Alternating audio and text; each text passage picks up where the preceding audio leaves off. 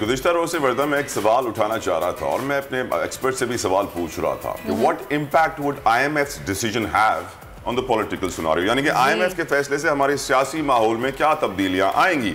हमने देखा गुज़िश्ता रात IMF ने मना कर दिया, पैसे नहीं देंगे जब तक पेट्रोल महंगा नहीं करोगे, पेट्रोल से सब्सिडी खत्म नहीं करोगे, हमारे अहकामात मानोगे तो हम आपको पैसे देंगे। ये मत समझिए कि पैसे दरख्त पर लगे हुए और हम तोड़ के आपको देते रहेंगे। जब हमारी शराइत पूरी होंगी तब आपकी ख्वाहिश पूरी होगी। उससे पहले डिस्कशन ना कीजिएगा हमसे, कोई भी बात ना कीजिएगा हमसे, मुज़ाकरात मुश्किल ही हो जब तक पेट्रोल महंगा नहीं होगा। अब आप मुझे बताएं, पेट्रोल महंगा होगा तो क्या होगा वर्दा? महंगा अगर हो गया पेट्रोल तो ये बात हम सब जानते हैं, बल्कि मैं तो कहूंगी कि अब तो जो सियासी सूरत हाल इस तरह से टेलीविजन पे आ रही है, घरों में डिस्कस हो रही है कि बच्चे को ये पता है कि अगर पेट्रोल महंगा हुआ तो मुल्क के हालात मजीद बदतरीन हो जाएंगे, महंगाई उरूज पे चली जाएगी। ऑलरेडी डॉलर बहुत महंगा हो गया है।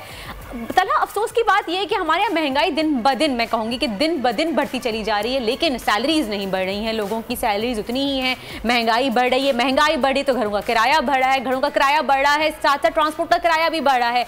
लेकिन एक आम जो मुलाजिम है, जो एक नॉर्मल जॉब करता है, नौकरी करता है, चाहे वो प्राइवेट सेक्टर हो चाहे वो गवर्नमेंट सेक्टर हो, उसकी तनख्वाह वहीं की वहीं खड़ी है, वो नहीं बढ़ रही है। तो लोग कैसे सर्वाइव करें, आम आवाम कहाँ जाए? और दूसरी बात ये तला, अब आपको क्या लगता है कि हुकूमत के लिए ये वक्त और मजीद मुश्किलात का सामना करना पड़ेगा उनको इस वक्त में, क्योंकि IMF तो मना कर देगा जब तक पेट्रोल नहीं बढ़ाओगे, सब्सिडी खत्म नहीं करोगे, हम आपको कर्जा नहीं देंगे। मतलब मेरे सवाल का जो जवाब मैं ढूंढ रहा था वो ये था कि अगर पेट्रोल महंगा हुआ तो नून लीग का वोट बैंक टूट जाएगा। ये सारी चीजें तो होती ही हैं जो आपने कही है, आई एग्री, बट जो सबसे बड़ा इम्पैक्ट पॉलिटिकल सिनारियो पे आएगा that would be Noon leagues vote bank, और नून लीग के लिए बड़ी मुश्किलात हो जाएंगी इलेक्शन में। अब सोचिए कि उनको पेट्रोल के पैसे बढ़ाने हैं, इमरान खान साहब कह रहे हैं इलेक्शन कराओ और साथ साथ इलेक्शन करा दें, तो आपको लगता है कि उनका वोट बैंक मुतासर नहीं होगा? ऑफ कोर्स होगा, लोग उनसे नाराज होंगे कि यार इन्होंने हमारी मुश्किलात में इजाफा कर दिया। अगर आप देखें, चेक करें सिनारियो को इस वक्त वर्दा, तो जिसके पास एक छोटी सी गाड़ी है ना, मेहरान एलेट से, एल्टो एलेट से, तो उसका महीने का फ्यूल एक्सपेंस क्या है? उसका महीने का फ्यूल एक्सपेंस उसकी आमदन का तकरीबन 50% बन गया है। एक छोटी गाड़ी वाले को भी महीने में कम से कम नहीं तो 20, 25, 30 हज़ार रुपए का तेल डालना ही पड़ता है। और थोड़ी सी आप बड़ी गाड़ी कर लें, आप किसी सेडान में आ जाएं, किसी छोटी सी हैचबैक से, तो आपको मालूम पड़ेगा कि आपका पेट्रोल 50 से 60 हज़ार हो गया है। थोड़ी सी बड़ी आप 3 डोर जीप में भी आ जाएं, आपका पेट्रोल 70 से 80 हज़ार हो गया। आप किसी बड़ी जीप चला रहे हैं, कोई लैंड क्रूजर V8 चला रहे हैं, तो आपका महीने का पेट्रोल 5-6 लाख रुपए होता है, जो कि यकीनन हमारे अवाम अफोर्ड नहीं कर सकते।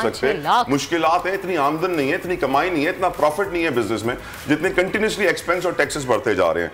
लेकिन at the same time Imran Khan साहब ने जो अपनी तकरीर में 6 दिन का टाइम दिया है अपने व्यूज को, वो भी सुनवाते हैं, फिर उस पर भी डिस्कशन करेंगे। तो मैं आज इस इंपोर्टेड हुकूमत को एक पैगाम देना चाहता हूं। आपको मैं 6 दिन दे रहा हूं, 6 दिन के अंदर आप इलेक्शन अनाउंस करें, जून के महीने में इलेक्शन अनाउंस करें और असेंबलीज डिसॉल्व करें। अगर 6 दिन के बाद ये नहीं करेंगे आप, तो मैं सारी अपनी कौम को लेके वापस इस्लामाबाद आऊंगा। हमने सुना कि इमरान खान साहब ने कहा, पाकिस्तान तहरीक इंसाफ के चेयरमैन, उन्होंने कहा कि अगर 6 दिन में इलेक्शन की डेट नहीं अनाउंस की गई तो मैं दोबारा अपनी आवाम के समंदर के साथ वापस आऊँगा और दोबारा इस्लामाबाद में आऊँगा। और इस वक्त कोई रोक नहीं पाया क्योंकि सुप्रीम कोर्ट ने इजाज़त दे दी है। उन्होंने मना किया है कि बिला वजह पाकिस्तान तहरीक इंसाफ के कारकुनान के ऊपर जुल्म नहीं किया जाए, उनको नहीं मारधाड़ की जाए, पकड़ धकड़ नहीं की जाए। लेकिन अब देखना यह है कि 6 दिन में क्या हुकूमत डेट अनाउंस करती है, क्योंकि उनके पास कोई दूसरा रास्ता बचा नहीं है। और अगर पेट्रोल की कीमतें वो बढ़ाते हैं तो फिर सूरत हाल क्या होगी, मजीद वर्स्ट सिचुएशन हो जाएगी। ये बात हम सब जानते हैं। लेकिन तला, मेरा आपसे यहाँ पे एक सवाल है। जी। अभी आपने इतनी डिटेल और अच्छी डिस्कशन की, इतनी अच्छी बात की आपने, पूरी आपने हमें डिटेल बता दी कि किस तरह से कितने एवरेज में लोगों का पेट्रोल यूज़ होता है। आप मुझे बताइए तला कि हमारे यहाँ मेजॉरिटी तबका अगर हम देखें तो उसकी तनख्वाह 50 हज़ार है। जी हाँ। बहुत कम तबका है जो उसके ऊपर तनख्वाह लेता है, 50 एंड बिलो, उससे ज़्यादा नहीं है। वो लोग ज़्यादातर मोटर बाइक पर सफ़र करते हैं या एक छोटी गाड़ियों में सफ़र करते हैं। तो आप मुझे बताइए कि वो लोग कहाँ जाएंगे अगर वो अपना आधी तनख्वाह पेट्रोल में खर्च कर देंगे? तो कमाएंगे क्या, खाएंगे क्या, किराया कहाँ से निकालेंगे? बिजली के बिल, एक और सोने पे सुहागा, बिजली आती तो है नहीं घरों में, लेकिन बिल भर भर के आते हैं और ऐसे बड़े बड़े बिल लंबे चौड़े आते हैं कि वो पता नहीं कहाँ से आते हैं। बिजली की कीमतों में भी इजाफा हो गया है बिल में। जब भी वर्दा इकोनॉमिक और फाइनेंशियल क्रंच आता है, लोगों की स्पेंडिंग पावर कम होती है, तो उस वक्त क्राइम बढ़ता है, और क्राइम इसीलिए बढ़ता है क्योंकि यकीनन कोई कुछ पैदा नहीं होता चोर, इसको शौक नहीं होता चोर बनने का, किसी को शौक नहीं होता गलत काम करने का, लेकिन मजबूरी, हालात, सर्कमस्टांसेस उसको इन चीज़ों पर ले आते हैं। इसीलिए हमें सोचना चाहिए कि हम किस तरह अपनी सोसाइटी में बेहतरी लेकर आएँ ताकि क्राइम ना हो। आपको बताऊं मैं वर्दा, इमरान खान साहब को बड़ी थ्रेट थी, उनको ही बताया गया कि आपके ऊपर हमला हो सकता है। ये भी एक फैक्टर था जो इन 6 दिनों के लिए बड़ा इंपॉर्टेंट था। इसके अलावा जो मैंने शुरू में बात की थी कि 6 दिन में क्या होगा, 6 दिन में क्या होगा, 6 दिन में क्या होगा, बजट आ रहा है वर्दा, और बजट इस वक्त हुकूमत के लिए इतना बड़ा दर्द सर बना हुआ है कि आप तसव्वुर नहीं कर सकते। एक चैलेंज है उनके लिए बहुत बड़ा बजट पेश करना, उसकी प्रिपरेशन। क्योंकि मैंने आपको कुछ प्रोग्राम पहले एक चीज बताई थी कि हुकूमत की ये आदत है कि पहले वो अपने एक्सपेंसेस कैलकुलेट करते हैं कि हमारे अखराजात कितने होने हैं, खर्चे कितने होने हैं इस साल। फिर कहते हैं यार पैसे कहां से आएंगे, कोई है दोस्त मुझे कोई दे दे पैसे में अपना।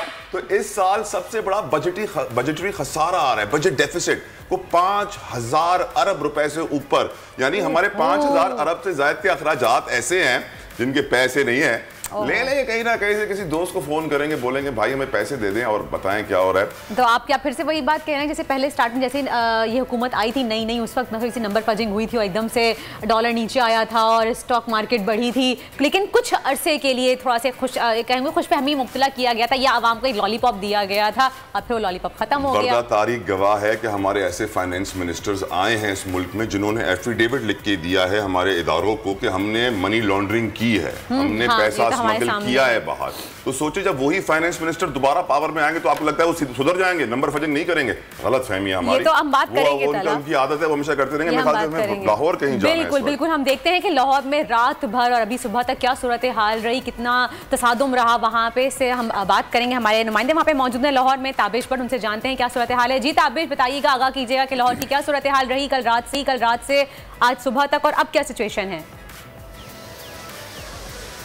देखिए, बिल्कुल गुज़िश्ता रोज़ तो पाकिस्तान तहरीक इंसाफ के चेयरमैन इमरान खान ने जो कॉल दी थी इस्लामाबाद के लिए, उसके बाद से लाहौर के तमाम दाखिली और खारजी रास्ते जो हैं अभी 24 घंटे गुजरने के बाद मुकम्मल तौर पर बंद है। मैं इस वक्त लाहौर लिबर्टी चौक पर मौजूद हूँ, जहाँ गुज़िश्ता रात जो है पाकिस्तान तहरीक इंसाफ के जो कारकुन थे बड़ी तादाद में यहाँ मौजूद थे, और फिर जब इमरान खान साहब की जानिब से ये कहा गया कि 6 दिन जो है हुकूमत को दिए जा रहे, असम्बलियाँ तहलील की जाए और दोबारा जो है वो इलेक्शन की तरफ जाएँ, तो उसके बाद से कारकुन तो उठ चुके हैं, लेकिन अभी भी जो है पुलिस यहाँ पर मौजूद है। मेरे कैमरामैन जवेद आपको दिखा रहे होंगे, बड़े थाना गुलबर्ग इसको लगता है लिबर्टी को, वो मौजूद है और पुलिस एहलकार यहाँ पर मौजूद है। और अभी तक जो है लोगों को शदीद मुश्किलात का सामना है क्योंकि रोड बंद होने की वजह से ट्रैफिक की रवानी शदीद मुतासिर हो रही है।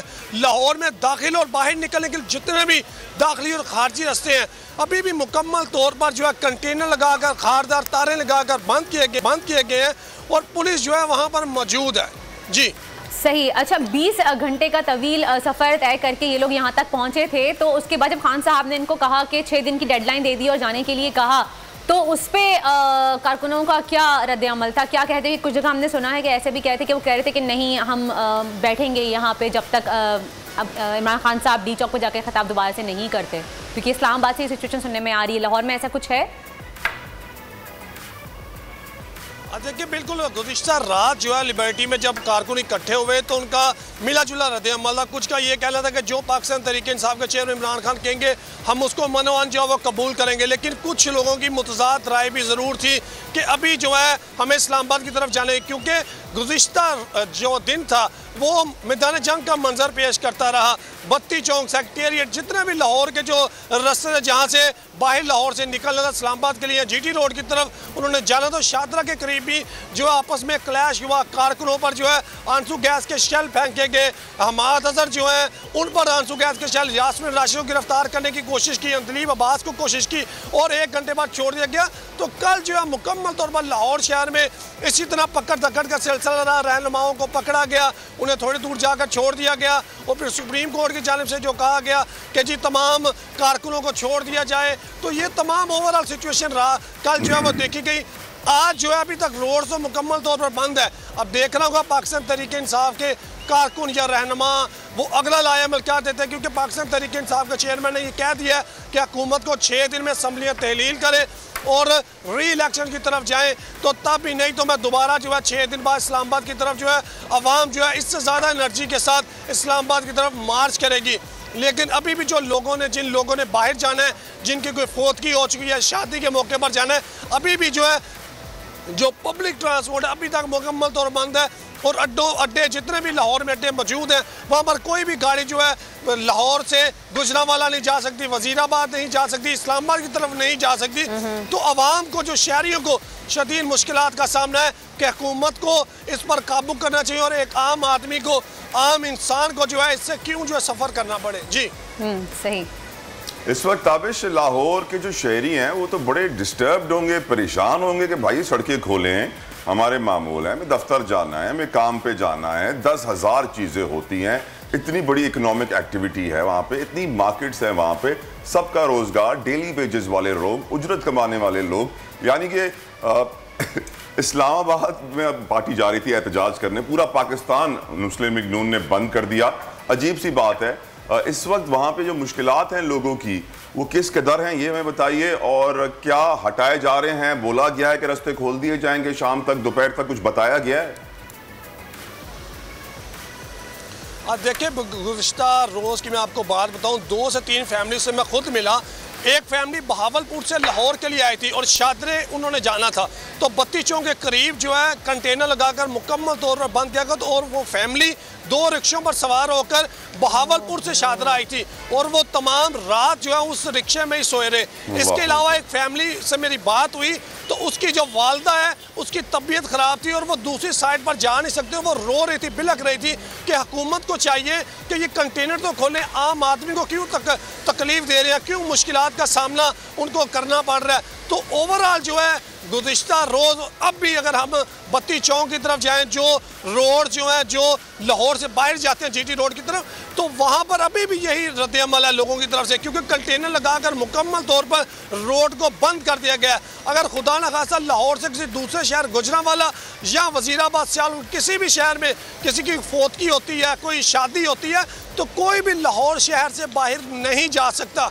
तो अब देखना होगा हुकूमत को, जब हुकूमत को डीआईजी ऑपरेशन सीसीपी लाहौर को कहा जाएगा कि तमाम रोड्स को खोल दे, तब भी रोड्स को खोला जाएगा। लेकिन अभी तक जो है लाहौर के तमाम दाखिली खारजी रास्ते मुकम्मल तौर पर बंद है। लाहौर में जितने भी अड्डे हैं, सिटी अड्डा है, नियाजी अड्डा है, लारी अड्डा है लाहौर में, तो जितने भी जहाँ पर अड्डे हैं जहाँ से गाड़ियाँ एक शहर से दूसरे शहर जाती हैं, मुकम्मल तौर पर वहाँ पर जो है निज़ाम जो बिल्कुल मफलूज हुआ है और शहरी जो है वहाँ पर ज़रूर जाते हैं, लेकिन आगे से ये कहा जाता है कि रोड्स मुकम्मल तौर पर बंद है।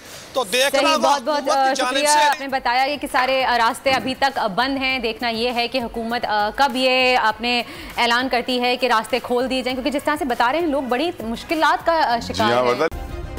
सब्सक्राइब करें और बेल दबाएं ताकि कोई खबर रह न जाए।